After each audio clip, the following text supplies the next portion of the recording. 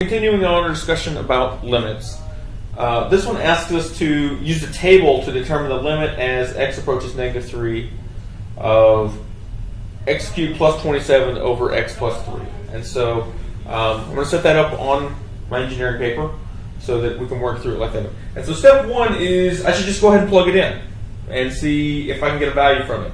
Now, as we saw before, that doesn't just because I can get a value doesn't necessarily mean that's where the limit is, but it's usually a good place to start. So if I plug in negative 3, I get negative 3 cubed plus 27 over negative 3 plus 3.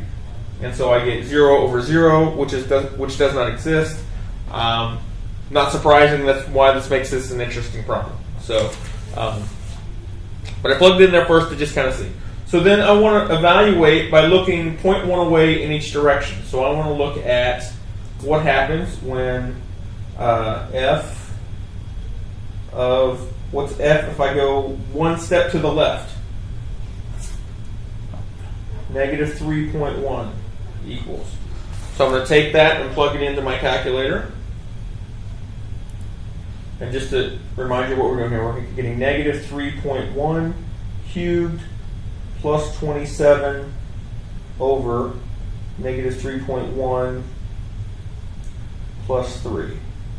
And so that value, so if I punch that in my calculator, sorry for popping it up on you like that, punch that in my calculator, I get negative 27.91 if I go one step to the left. If I do the same thing and go one step from the right side, it would be negative 2.9.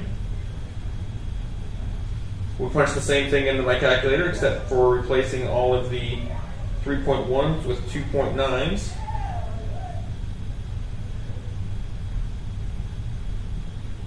I guess there's just two of them. And I get 26.11. All right, and then I would go evaluate the next step down. And so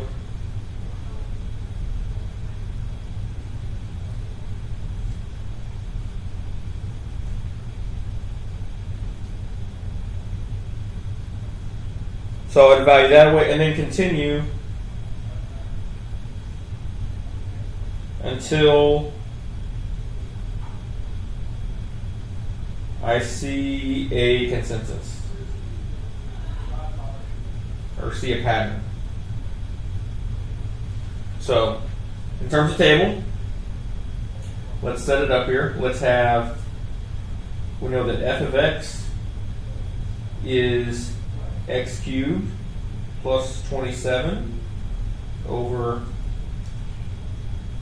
x plus 3. We have from the left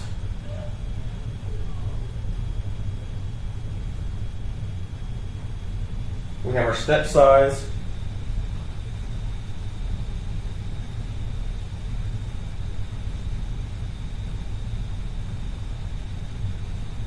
or I should say f of x instead of calling it y. And we have from the right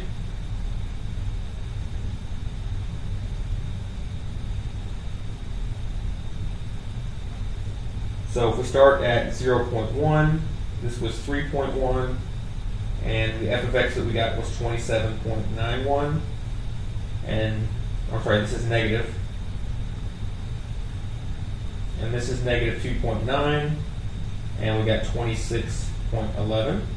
So I'll go a step lower, 0.01, which would be negative 3.01 on this side.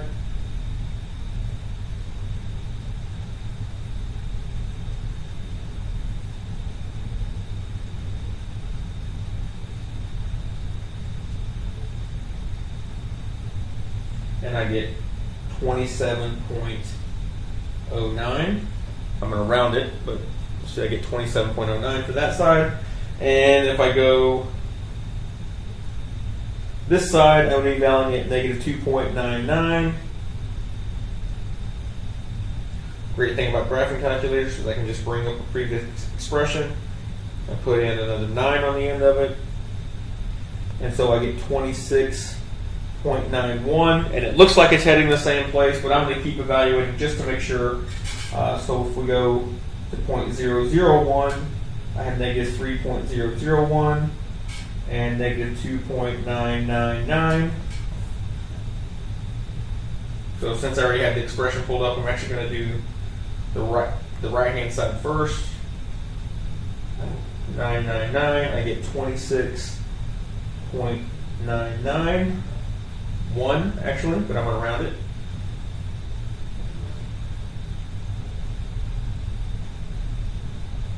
And then if I do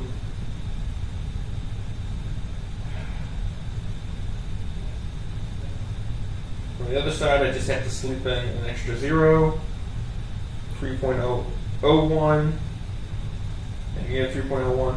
I'm getting 27.009. So it looks pretty consistent that I can keep going. And where I'm heading seems to be that the limit as x approaches negative 3 of x cubed plus 27 over x plus 3 from each side is getting really close to 27.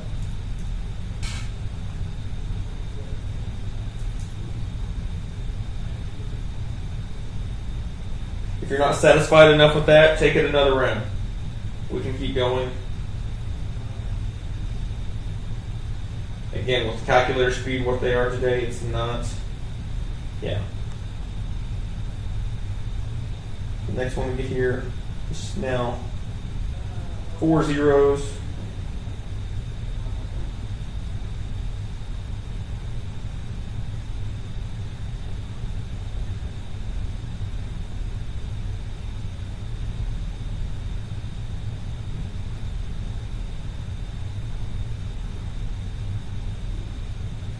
We already did it with 3.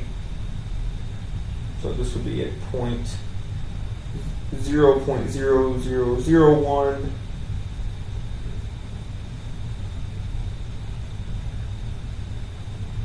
With 4 nines trailing, we get 26.9991.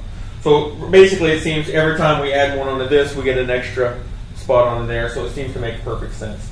Another tool that can help you if you're using some of the graphing calculators is if you want to set that function into your y equals into your graphing area, and we're not trying to solve it graphically, we want to use a table. But what we can do is use our table then and have this one set up by default. But if it allows me to, as it will allow me to put in the values, you have to change your setup a little bit. Instead of it being independent, have it ask me what values I want. So I can have it